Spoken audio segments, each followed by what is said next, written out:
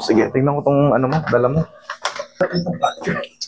Walang nakitang fracture, pero Kasi yung ano po ba nangyari sa inyo? natumba ako ng buto.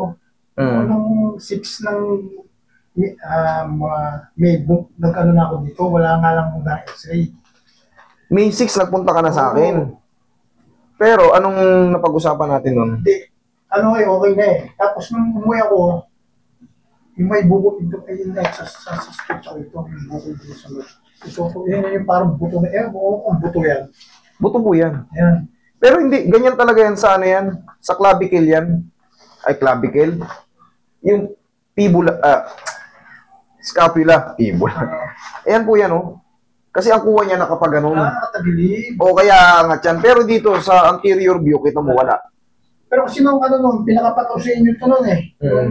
May umangat ng konti. Di napakapa nyo, tapos nakapatulog nyo nung kung pumunta ito nung Sa istas nung pauwi na ako, nagbumba ako ng motor, pump na ba? Parang sumakit. Hindi nyo muna pinahinga? Ayun nga mali sa akin. Hindi, ito sinasabi ko naman sa inyo. Hindi porket sinabi kong huwag kayong maggaganon. Kumbaga, minsan sinasabi ko, huwag nyo munang ibuhat, huwag nyo munang pwersahin. Sinasabi ko yan eh. Kasi, kumbaga, under treatment kayo. May ibinalik ako dyang buto na alam nyo naman, uy, guminawa ako, okay na. Pero syempre, huwag nyo muna yung trabaho. Eh, pagka-uwi mo, dito sa bahay, kumbaga kasi umalis ako dito. So, pumunta ako dito sa mega station Spectrum dyan. Parang yung gulong ng motor ko, baka inaala ng pito ng pump. Ayaw. Meron ako pang manong malit yung pang-bike. Di, malit lang, ginanong-ganong ko, manong diba? Ngayon, sumakit. Ngayon, pagdating mo sa bahay, sabi sumakit, sabi ko baka ayun na. Okay, okay, kumbaga, pero ito sir, yung sinasabi mo, ano yan, scapula yan, Tingnan mo, ito naka-dislocate. Dapat yan, nakaganto. Pero, hindi yan dislocate. Kumbaga, ngayon, anong nararamdaman mo ngayon? Ano ba rin, dito yung Pero, pag inaanap ko to, may may sakit dito. Umabot na nag-relate ka na siya dito. Pero nung umalis ka, okay ka na? Oo. Okay, sige, tingnan. Dito, mayroon dyan May kinapa ako dito na parang umatlon. Angat talaga, nakaangat talaga siya. Tapos nung umiga ako nung kinarate nyo, tumunog, parang siya. Bumalik. Ito, parang kapain nyo to. Sige. Sige. Bitaw mo, sir. Para makapantay lang. Oo, naalala na kita. Ito yung na to, yung scapula. Yung may bukol na yan. Oo. Pero ito, sabi ko nga wala ito. Wala yan. Hindi naman siya kumbaga, hindi siya talaga dislocated. Malamang yung unang-unang nangyari sa inyo, dapat ito, malaki yan nakaganon. Kumbaga, nakalampas yan dito. Hindi naman Kung baka lang to Baka... Pero napatulog nyo na yan nung nung pumunta ko nung Ay, masakit pag ginaganyan. Pag ginaganyan, sige. Hanggang dito maapok ka parang mga nagra-radio. Hindi, siyempre, magkakamag-anak yan, isang paganon yan, isang paganon yan. Siyempre, ito, kunyari, dito. Siyempre, ito, dugtungan pa yan paganon. Kumbaga, yung muscle na yan, isang buong strap yan. Puro nakapalin ako dito sa kaliwa. Kasi pag sakala masakit, tapos pag nakatiyaya, nakatalikod ako, masakit din. Kaya palagyan ko ng kaliwa. Nakapalin ako sa kaliwa. Sayang, naayos na pala to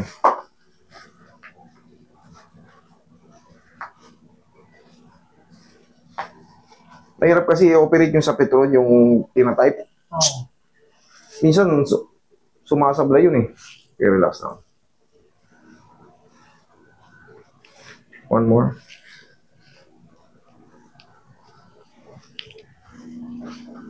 Ang unang-unang titignan mo ron sa yung size nito, dapat dislocated din to.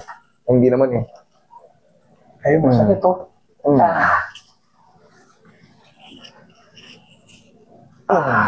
Dito. Sige. Dapat. Sakit talaga yung pag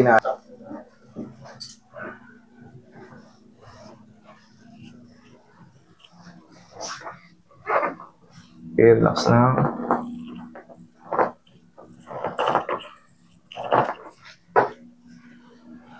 Seems to me.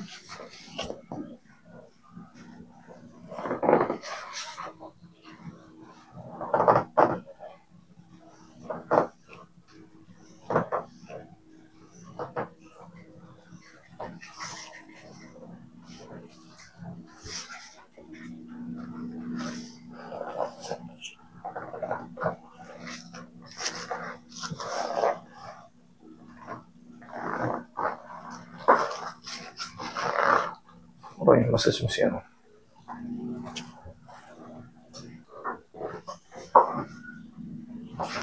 Sige. The same lang din naman ang gagawin nating procedure. Kailangan mawala yung masakit doon. Sige, lagay sa tiyan.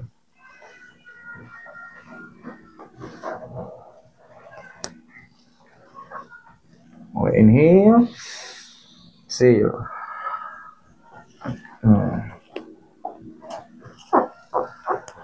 Diyan lang muna.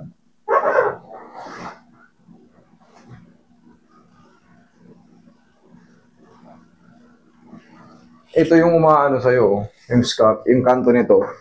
Para nagkalong ng litid yung ano, yung dulo nito. Wala namang iba kasing buto dyan, kundi yung scapula eh. Ito, yung edge nito. Siguro natumba ako parang ano siya na, doon siya umahan. Oo, dun yun. Dun yun nung nagdisgrasya ka dati. Nagkaroon ng hyperextend yung mga muscle at tendons mo. Kaya ngayon, parang lumuwag siya. Ngayon, syempre, yung flex nung ano, nanatili ng gano'n, nung humilom, nung naghilom. Pero, baliwala yun kasi, maliit lang naman eh. Maliit lang. Okay, opo. Baliwala yun. Naayos na nga natin to. Kung di mo lang punira sa kagad, di mo lang pinahinga eh. Kailangan ano ko eh. Ako ba? Malik ko doon na ano. Ayan o, sa scapula to.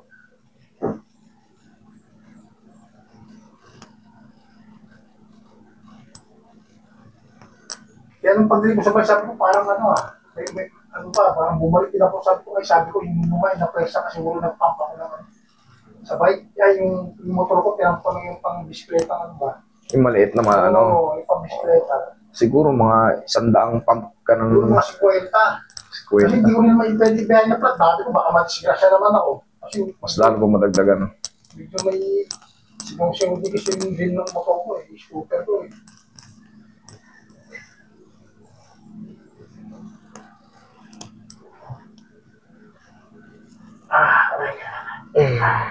Taste lang ng konti.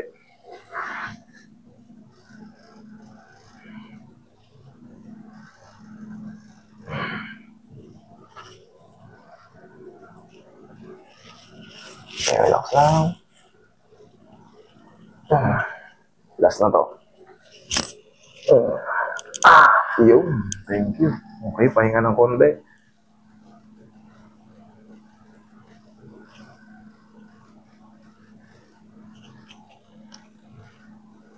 Yung muscle lang numipis mo eh. To yung muscle. Pero pag nag-build to, wala na yan. Eh na naman. Kasi meron din ditong ano, proportion siya. Pero meron talaga siyang ano, umangat siya ng konti. Meron talaga. Ito yung nararo. Ito yung nakikita natin sa x-ray oh. Ayan oh. Yan. Yan yun sa likod. Oo, yan oh. Yan din yun oh, sa scapula. Wala namang ibang buto dyan sa scapula kung ay sa ano, likod kung di scapula at ribs eh.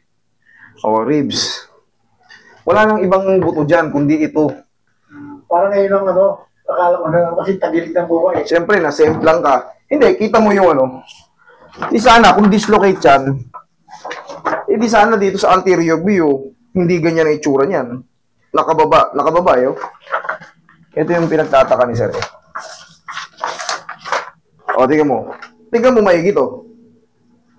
O, bakit hindi siya nakashoot dyan? Nakadislocate siya, nakababa. Oo, nakaganon ganyan. Kaya itong scapula mo nga talaga na mataas yan. Ayan, scapula yan. O, dito wala. O. Pero ganun talaga. Magkaganon pa man, eh, saan mawala yung sakit? Sige nga, higa ka nga. Tignan mo. Higa ka patihaya. Tignan mo kung sasakit siya, kung kaya mo nang makatihaya. Pag ganun ko mga ganun, masama. Medyo meron pa naman, pero Ano? naano na rin, nabubukas-bukas na ba yung ano. Nabawas-bawasan na. Okay, sir. Ipahinga mo muna to ng mga ilang araw, dire-diretso na yan. Kung magbubuhat ka, dito ka muna, alalay mo lang muna to. Kasi kakaayos lang eh. Okay? Tingnan natin.